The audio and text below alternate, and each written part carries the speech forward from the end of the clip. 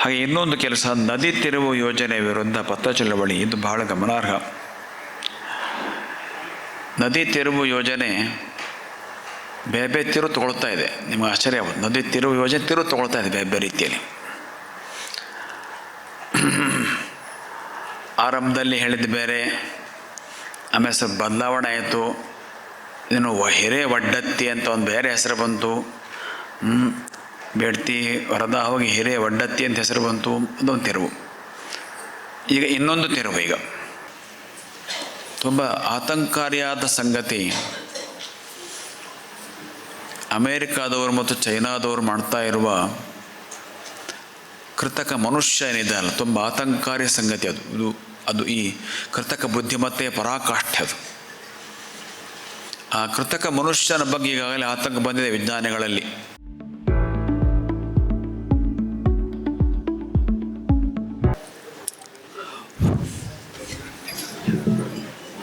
ಯೋಂತಃ ಪ್ರವಿಶ್ಯ ಮಮ ವಾಚಮಿಮಾಂ ಪ್ರಸುಪ್ತಾಂ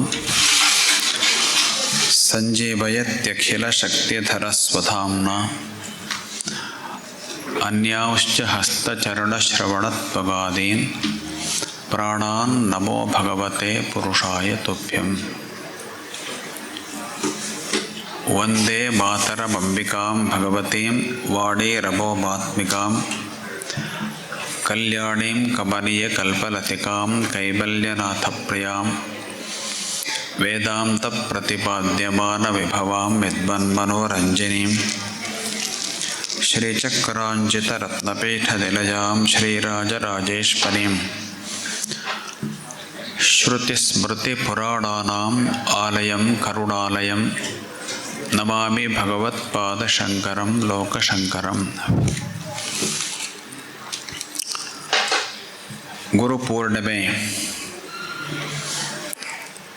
ಅಂದರೆ ವ್ಯಾಸಪೂರ್ಣಿಮೆ. ವ್ಯಾಸರನ್ನೇ ಇಲ್ಲಿ ಮುಖ್ಯವಾಗಿ ಪೂಜೆ ಮಾಡ್ತಾರೆ. ಅದರ ಜೊತೆಯಲ್ಲಿ ಗುರು ಪರಂಪರೆಯ ಹಿಂದಿನ ಮತ್ತು ಮುಂದಿನ ಗುರುಗಳನ್ನು ಕೂಡ ಪೂಜೆ ಮಾಡುವಂಥದ್ದಿದೆ. ವ್ಯಾಸರಿಗಿಂತ ಹಿಂದೆ ಬ್ರಹ್ಮ ವಿಷ್ಣು ಮಹೇಶ್ವರರು, ಅವರು ಕೂಡ ಗುರುಗಳೇ. ಶಿವ ದಕ್ಷಿಣಾಮೂರ್ತಿ ಅವತಾರವನ್ನು ಎತ್ತಿ ಋಷಿಗಳಿಗೆ ಜ್ಞಾನೋಪದೇಶ ಮಾಡಿದ ಸಂಗತಿ ಶಂಕರರು ಬರೆದ ದಕ್ಷಿಣಾಮೂರ್ತಿ ಸ್ತೋತ್ರದಲ್ಲಿ ಬಂದಿದೆ. ಹಾಗೆ ವಿಷ್ಣು ಬ್ರಹ್ಮನಿಗೆ ಸೃಷ್ಟಿಯ ಮೊದಲಲ್ಲೇ ವೇದಾದಿಗಳನ್ನು ಉಪದೇಶ ಮಾಡಿದ ಸಂಗತಿ ಉಪನಿಷತ್ನಲ್ಲೇ ಬಂದಿದೆ. ಹಾಗೆ ಬ್ರಹ್ಮ ಅವರ ಮಾನಸಪುತ್ರರಾದ ವಸಿಷ್ಠಾದಿಗಳಿಗೆ ಉಪದೇಶ ಮಾಡಿದ ಕಥೆಗಳು ಬಂದಿದ್ದಾವೆ. ಹೀಗಾಗಿ ಮೊದಲು ಬ್ರಹ್ಮ ವಿಷ್ಣು ಮಹೇಶ್ವರರೇ ಬರ್ತಾರೆ ಗುರು ಪರಂಪರೆಯಲ್ಲಿ, ಅನಂತರ ವಸಿಷ್ಠಾದಿಗಳು, ಅನಂತರ ವ್ಯಾಸರು.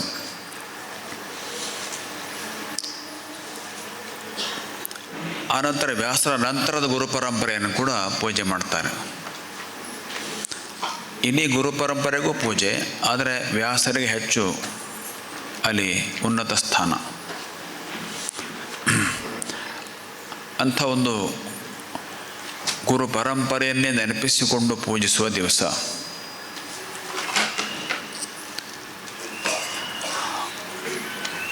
ಗುರು ಎಂದರೆ ಅಜ್ಞಾನವನ್ನು ನಿವಾರಿಸುವವನು. ಗುಶಬ್ದಸ್ತು ಅಂಧಕಾರ ಸ್ಯಾತ್ ಋಕಾರಸ್ಥಂ ನಿರೋಧಕ ಅಂಧಕಾರ ವಿರೋಧಿತ್ವಾದ್ ಗುರರಿತ್ಯಭಿಧೀಯತೆ ಅಂತ. ಅಂಧಕಾರ ನಿವಾರಿಸುವವನು ಗುರು ಅಂತ. ಯಾವ ಅಂಧಕಾರ? ಅಜ್ಞಾನವೆಂಬ ಅಂಧಕಾರ. ಅದನ್ನು ಜ್ಞಾನವೆಂಬ ಬೆಳಕಿನ ಮೂಲಕ ನಿವಾರಿಸುವವನು ಗುರು ಅಂತ. ಈ ಜ್ಞಾನ ಮತ್ತು ಅಜ್ಞಾನಗಳ ಸಾಮಾನ್ಯ ಅರಿವು ಎಲ್ಲರಿಗೂ ಇರ್ತದೆ.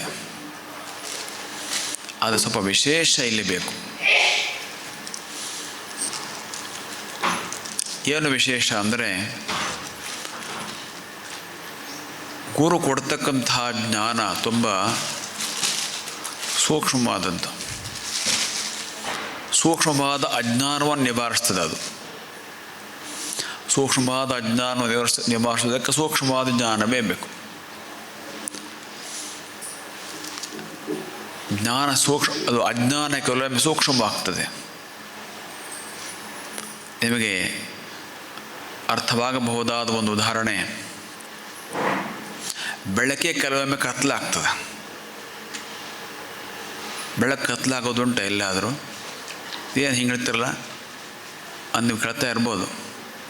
ಬೆಳಕು ಕೂಡ ಕತ್ತಲಾಗೋದುಂಟು. ಎಲ್ಲಿ ಹಾಗಿದ್ದರೆ? ಹಗಲು ಹೊತ್ತು ಆಕಾಶದಲ್ಲಿ ಸೂರ್ಯ ಬೆಳಕು ಕೊಡ್ತಾ ಇರ್ತಾನೆ. ಸೂರ್ಯ ಬೆಳಕೆಲ್ಲ ಕಡೆ ತುಂಬಿರ್ತದೆ. ನಾನು ಪ್ರಶ್ನೆ ಕೇಳ್ತೇನೆ, ರಾತ್ರಿ ಆಕಾಶ ತುಂಬ ತುಂಬಿಕೊಂಡಿರೋ ನಕ್ಷತ್ರಗಳು ಹಗಲು ಹೊತ್ತೆಲ್ಲಿ ಹೋದವು? ಉತ್ತರ ಹೇಳ್ತಾರೆ ಅದಕ್ಕೆ, ಎಲ್ಲೂ ಹೋಗಿಲ್ಲ, ಇದ್ದಾವೆ. ಹಾಗೆ ಯಾಕೆ ಕಾಣ್ತಾ ಇಲ್ಲ? ಸೂರ್ಯನ ಬೆಳಕು ಇದ್ದಿದ್ದರಿಂದ ಕಾಣ್ತಾ ಇಲ್ಲ. ಅಲ್ಲಿಗೆ ಸೂರ್ಯನ ಬೆಳಕೆ ಕತ್ಲಾಯ್ತಲ್ಲಿ. ನಕ್ಷತ್ರಗಳು ಕಾಣದೇ ಇರೋಂಗೆ ಮಾಡಿದ್ಯಾರು? ಸೂರ್ಯನ ಬೆಳಕು. ಅದನ್ನು ಬೆಳಕೇ ಕೆಲವೊಮ್ಮೆ ಕತ್ಲೆ ಆಗ್ಬೋದಲ್ಲ. ಹಾಗೆಯೇ ಜ್ಞಾನವೇ ಕೆಲವೊಮ್ಮೆ ಅಜ್ಞಾನವಾಗೋದುಂಟು. ಅಂತಹ ಅಜ್ಞಾನ ಸೂಕ್ಷ್ಮವಾದ ಅಜ್ಞಾನ, ಅದನ್ನು ನಿವಾರಿಸುವ ಸೂಕ್ಷ್ಮವಾದ ಜ್ಞಾನವನ್ನು ಗುರು ಕೊಡ್ತಾನೆ. ಜ್ಞಾನವು ಅಜ್ಞಾನವಾಗೋದುಂಟು. ಎಲ್ಲಿ? ಉಪನಿಷತ್ತು ಹೇಳ್ತದೆ, ಯಶ್ಚಂದಸಾ ವೃಷಭೋ ವಿಶ್ವರೂಪ ಛಂದೋಭ್ಯೋಧ್ಯಮೃತಾತ್ ಸಂಬಭೂವ ಸಮೇಂದ್ರೋ ಮೇಧಯಾ ಅಸ್ಪೃಣೋತು ಅಮೃತಸ್ಯ ದೇವಧಾರಣೋ ಭೂಯಾಸಂ ಶರೀರಂ ವೇ ವಿಜರ್ಷಣಂ ಜಿಹ್ವಾ ವೇ ಮಧುಮತ್ತವಾ ಕರ್ಣಾಭ್ಯಾಂ ಭೂರಿ ವಿಶ್ರುವಂ ಬ್ರಹ್ಮಣಃ ಕೋಶೋಸಿ ಮೇಧಯಾ ಪಿಹಿತಃ ಶ್ರುತಂ ಮೇ ಗೋಪಾಯ. ಬ್ರಹ್ಮಣಃ ಕೋಶೋಸಿ ಮೇಧಯಾ ಪಿಹಿತಃ. ಅಲ್ಲಿ ಗಮನಿಸಬೇಕು. ಮೇಧಯಾ ಪಿಹಿತಃ ಅಂದರೆ ಜ್ಞಾನದಿಂದಲೇ ಮುಚ್ಚಿಕೊಂಡಿದ್ದೆ ನೀನು ಅಂತ. ಪರಮಾತ್ಮ ತತ್ವ ನಮ್ಮೊಳಗೆ ಇದ್ದರೂ ಜ್ಞಾನದಿಂದಲೇ ಮುಚ್ಚಿಕೊಂಡಿದೆ. ಅದೇ ಜ್ಞಾನವೇ ಅಜ್ಞಾನ ಇತ್ತಲ್ಲಿ. ಯಾವ ಜ್ಞಾನ ಅಂದರೆ ಭಾಷ್ಯಕಾರರು ಬರೀತಾರೆ, ಶಂಕರರು, ಲೌಕಿಕ ಜ್ಞಾನವೇ ಇಲ್ಲಿ ನಮಗೆ ಪರಮಾತ್ಮನ ಕಾಣದೆ ಹೋದಂಗೆ ಮಾಡಿಬಿಟ್ಟಿದೆ. ಅದಕ್ಕೆ ಲೌಕಿಕ ಜ್ಞಾನವೇ ಅಜ್ಞಾನ. ಅದರಿಂದ ಹೇಗೆ ಬೆಳಕು ಕೆಲವೊಮ್ಮೆ ಕತ್ತಲೆ ಆಗ್ತದೆಯೋ ಹಾಗೆ ಕೆಲವು ಕಡೆ ಜ್ಞಾನವೂ ಕೂಡ ಅಜ್ಞಾನವಾಗ್ಬೋದು, ಆಗ್ತದೆ. ಇದು ನಿಮಗೆ ಸಣ್ಣ ಉದಾಹರಣೆ ಅಂತ ಹೇಳ್ಬೋದು. ಇನ್ನೂ ಅನೇಕ ಉದಾಹರಣೆಗಳನ್ನು ಕೊಡ್ಬೋದು ಶಾಸ್ತ್ರಗಳನ್ನು ನೋಡಿದರೆ. ಯಾವ ಆ ಜ್ಞಾನ ಅಜ್ಞಾನವಾಗಿದೆಯೋ ವಸ್ತುತಃ ಅದೇ ಸೂಕ್ಷ್ಮವಾದ ಜ್ಞಾನ. ಅದನ್ನು ಬಿಡಿಸಿಕೊಡುವ ಸೂಕ್ಷ್ಮವಾದ ಜ್ಞಾನವನ್ನು ಕೊಡ್ತಾನೆ ಗುರು ಅಂತ.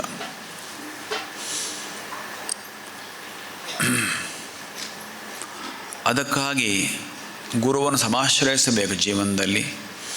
ಅದನ್ನು ನೆನಪಿಸುವ ದಿವಸ ಇವತ್ತು. ಗುರುಭಕ್ತಿಯನ್ನು ಜಾಗೃತಗೊಳಿಸುವ ದಿವಸ ಇವತ್ತು. ಆಧುನಿಕ ಮಾನವ ವೈಜ್ಞಾನಿಕವಾಗಿ ತುಂಬ ಓಡ್ತಾ ಇದ್ದಾನೆ. ಆ ವೈಜ್ಞಾನಿಕ ಜ್ಞಾನದಲ್ಲೂ ಅನೇಕ ಅಜ್ಞಾನಗಳಿದ್ದಾವೆ. ಜ್ವಲಂತ ಉದಾಹರಣೆ ಇವತ್ತಿನ ಕೃತಕ ಬುದ್ಧಿಮತ್ತೆ, AI, ಆರ್ಟಿಫಿಷಿಯಲ್ ಇಂಟೆಲಿಜೆನ್ಸ್. ಅದು ಅದಕ್ಕೆ ಜ್ವಲಂತ ಉದಾಹರಣೆ. ಅದು ಅಜ್ಞಾನ ನಿಜವಾಗಿ. ಯಾಕೆ ಅಂತಂದರೆ ಮನುಷ್ಯ ತನ್ನ ಸ್ವಂತ ಜ್ಞಾನ ಶಕ್ತಿಯನ್ನು ಉಪಯೋಗಿಸೋದಿಲ್ಲ, ಅದನ್ನು ಬಿಟ್ಬಿಡ್ತಾನೆ. ಎಷ್ಟೊಂದು ಗ್ರಂಥಗಳು, ಎಷ್ಟೊಂದು ಕೆಲಸಗಳು ಇವತ್ತು ಕೃತಕ ಬುದ್ಧಿಮತ್ತೆಯಿಂದ ಆಗ್ತಾ ಇದ್ದಾವೆ. ಅಲ್ಲೆಲ್ಲ ಮನುಷ್ಯ ತನ್ನ ಬೌದ್ಧಿಕವಾದ ಆಲಸ್ಯವನ್ನು ಮೆರೀತಾನೆ. ಹಾಗಾಗಿ ಮನುಷ್ಯನ ಅಜ್ಞಾನವನ್ನು ಹೆಚ್ಚಿಸ್ತಾ ಇದೆ ಅಂತ ಹೇಳ್ಬೋದು. ಅದು ತುಂಬ ಆತಂಕಕಾರಿಯಾದ ಸಂಗತಿ. ಅಮೇರಿಕಾದವರು ಮತ್ತು ಚೈನಾದವರು ಮಾಡ್ತಾ ಇರುವ ಕೃತಕ ಮನುಷ್ಯ ಏನಿದೆ ಅಲ್ಲ, ತುಂಬ ಆತಂಕಕಾರಿ ಸಂಗತಿ. ಅದು ಈ ಕೃತಕ ಬುದ್ಧಿಮತ್ತೆಯ ಪರಾಕಾಷ್ಠೆ. ಅದು ಆ ಕೃತಕ ಮನುಷ್ಯನ ಬಗ್ಗೆ ಈಗಾಗಲೇ ಆತಂಕ ಬಂದಿದೆ ವಿಜ್ಞಾನಿಗಳಲ್ಲಿ, ವಿಶ್ವಮಟ್ಟದಲ್ಲಿ. ಅದು ಮುಂದೆ ಮಾನವ ಕುಲಕ್ಕೆ ದೊಡ್ಡ ಆತಂಕಕಾರಿ ಬೆಳವಣಿಗೆ ಆಗಬಹುದು ಅದರಿಂದ ಅಂಥೇಳಿ. ಹಾಗಾಗಿ ಅದನ್ನು ಹೆಚ್ಚು ಬೆಳವಣಿಗೆ ಮಾಡಬೇಕೋ ಬೇಡೋ ಅನ್ನೋದನ್ನು ಈಗ ಚಿಂತನೆ ಮಾಡಬೇಕು ಅಂತ ಅನೇಕ ವಿಜ್ಞಾನಿಗಳು ಹೇಳ್ತಾ ಇದ್ದಾರೆ. ನಮಗನಿಸ್ತದೆ ಇದು ಅಜ್ಞಾನದ ಪರಾಕಾಷ್ಠೆ ಅಂತ. ಕೃತಕ ಬುದ್ಧಿಮತ್ತೆಯ ಪರಾಕಾಷ್ಠೆ ಅದೊಂದು ರೀತಿ ಅಜ್ಞಾನದ ಪರಾಕಾಷ್ಠೆ ಅಂತ. ಒಟ್ಟಾರೆ ಒಂದಷ್ಟು ಕಡೆ ನಮ್ಮ ಜ್ಞಾನವೇ ಅಜ್ಞಾನವಾಗ್ತದೆ ಅನ್ನೋದಂತೂ ಸತ್ಯ. ಅದನ್ನು ತನ್ನ ಅನುಭವದಿಂದ ಕಂಡು ಸೂಕ್ಷ್ಮ ಜ್ಞಾನವನ್ನು ಕೊಟ್ಟು ಅದನ್ನು ನಿವಾರಿಸುವಂಥದ್ದು ಗುರು ಅಂತ. ವೇದ ವ್ಯಾಸರು ಅದನ್ನು ಅದ್ಭುತವಾಗಿ ಮಾಡಿದ್ದಾರೆ. ಹಾಗೆ ಗುರು ಪರಂಪರೆಯಲ್ಲಿ ಅವರನ್ನು ಸ್ವಲ್ಪ ಎತ್ತರ ಸ್ಥಾನದಲ್ಲಿ ನೋಡ್ತಾರೆ. ಇವತ್ತು ಅದಕ್ಕೋಸ್ಕರ ವ್ಯಾಸ ಪೂರ್ಣಿಮೆ, ವ್ಯಾಸ ಪೂಜೆ, ಚಾತುರ್ಮಾಸ ಸಂಕಲ್ಪ ಜೊತೆಯಲ್ಲಿ ಭಗವಂತನ ಯೋಗ ನಿದ್ರೆಗೆ ಪ್ರವೇಶ ಮಾಡುವ ದಿವಸ ಮಾಡಿದ್ದರಿಂದ, ಅಂದರೆ ಕಳೆದ ಏಕಾದಶಿ ದಿವಸ ವಿಷ್ಣು ಭಗವಂತ ಯೋಗ ನಿದ್ರೆ ಪ್ರವೇಶ ಮಾಡಿದ್ದಾನೆ. ಇವತ್ತು ಶಿವಶಯನೋತ್ಸವ, ಅದರಿಂದ ಇವತ್ತು ಶಿವನ ಯೋಗ ನಿದ್ರಾ ಪ್ರವೇಶ. ಅಂತೂ ಆ ಸಂದರ್ಭ ಇರೋದರಿಂದ ಯತಿಗಳು ಚಾತುರ್ಮಾಸ್ಯ ಮಾಡುವಂಥ ಒಂದು ಸಂದರ್ಭ. ಹಾಗೆ ಚಾತುರ್ಮಾಸ ಸಂಕಲ್ಪ ಕೂಡ 4 ಪಕ್ಷಗಳ ಕಾಲ. ಚಾತುರ್ಮಾಸ್ಯ ಅಂದರೆ 4 ತಿಂಗಳು ಅನ್ನೋ ಅರ್ಥ ಸಹಜವಾಗಿ ಬರ್ತದೆ. 4 ತಿಂಗಳು ಮಾಡುವವರು ಇದ್ದಾರೆ. ಆದರೆ ಆಚರಣೆ ಮಠಗಳಲ್ಲಿ ಈಗಿರೋದು 4 ಪಕ್ಷಗಳ ಕಾಲ. ಯಾಕೆ ಹಾಗೆ ಬದಲಾಯಿತು ಅಂತ ಕೇಳ್ತಾರೆ ಕೆಲವರು. ಅದಕ್ಕೊಂದು ಪ್ರಮಾಣ ಇದೆ. ಪಕ್ಷಾವೈ ಮಾಸ ಅಂಥೇಳಿ ಒಂದು ಶ್ರುತಿ ವಾಕ್ಯವನ್ನು ಹೇಳ್ತಾರೆ. ಮತ್ತು ಇನ್ನೊಂದು ಅದಕ್ಕೆ ತರ್ಕ ಅಂತಂದರೆ ವರ್ಷಾಸ್ವೇಕಪ್ತ ಸಮ್ಮಸೇತ್ ಅಂತ ಧರ್ಮಶಾಸ್ತ್ರ ವಾಕ್ಯ ಇದೆ.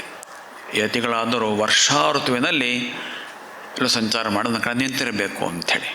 ಈ ವರ್ಷಾ ಋತು ಅನ್ನೋದು ಈ 4 ಪಕ್ಷಗಳಲ್ಲಿ ಸರಿಯಾಗಿ ಸ್ವಲ್ಪ ಹಿಂದೆ ಮುಂದೆಯಾಗಿ ಮುಕ್ತಾಯ ಆಗ್ತದೆ. ಹಾಗಾಗಿ ಆ ಕಾರಣದಿಂದ ಈ ವರ್ಷಾ ಋತುವಿನಲ್ಲಿ ಚಾತುರ್ಮಾಸ ಅನ್ನುವಂಥದ್ದು ರೂಢಿಗೆ ಬಂದಿರ್ತದೆ. 4 ಪಕ್ಷಗಳ ಕಾಲ ಈ ವ್ರತ ನಡೀತಾ ಇರ್ತದೆ. ಈ ಸಂದರ್ಭದಲ್ಲಿ 2 ಪ್ರಮುಖ ಕೆಲಸಗಳು ವೇದಿಕೆ ಮೇಲೆ ಆಗಲಿಕ್ಕಿದ್ದಾವೆ. ಒಂದು ಸನ್ಮಾನ, ಇನ್ನೊಂದು ನದಿ ತಿರುವು ಯೋಜನೆಯ ಬಗ್ಗೆ ಪತ್ರ ಚಳವಳಿ. ಸನ್ಮಾನದಲ್ಲಿ ಮೊಟ್ಟ ಮೊದಲು ಇವತ್ತಿನ ಅಭ್ಯಾಗತರೂ ಆಗಿ ಸನ್ಮಾನ ಸ್ವೀಕರಿಸಲಿಕ್ಕಿರತಕ್ಕಂಥವರು ಶ್ರೀ ನರಸಿಂಹ ಕುಮಾರ್ ಅವರು. ಆರಕ್ಷಕ ಇಲಾಖೆಯಲ್ಲಿ, ಅಂದರೆ ಪೊಲೀಸ್ ಇಲಾಖೆಯಲ್ಲಿ ಅತ್ಯುನ್ನತ ಹುದ್ದೆಗೆ ಏರಿದವರು. ಮಠದ ಶಿಷ್ಯರಲ್ಲಿ ಈ ರೀತಿ ಅತ್ಯುನ್ನತ ಪೊಲೀಸ್ ಇಲಾಖೆ ಅಧಿಕಾರ ಹೊಂದಿದವರು ತುಂಬ ವಿರಳ. ಆ ಅತಿ ವಿರಳದ ಒಂದು ಸಾಧನೆಯನ್ನು ಮಾಡಿದವರು. ಅಲ್ಲದೆ ಅದರಲ್ಲಿ ಅನೇಕ ಪ್ರಶಸ್ತಿಗಳನ್ನು, ಗೌರವಗಳನ್ನು ಕೂಡ ಪಡೆದವರು. ಹೀಗಾಗಿ ಅವರಿಗೆ ಸನ್ಮಾನ ಅಂತಂದರೆ ಈ ಸನ್ಮಾನಕ್ಕೆ ಒಂದು ಭೂಷಣ.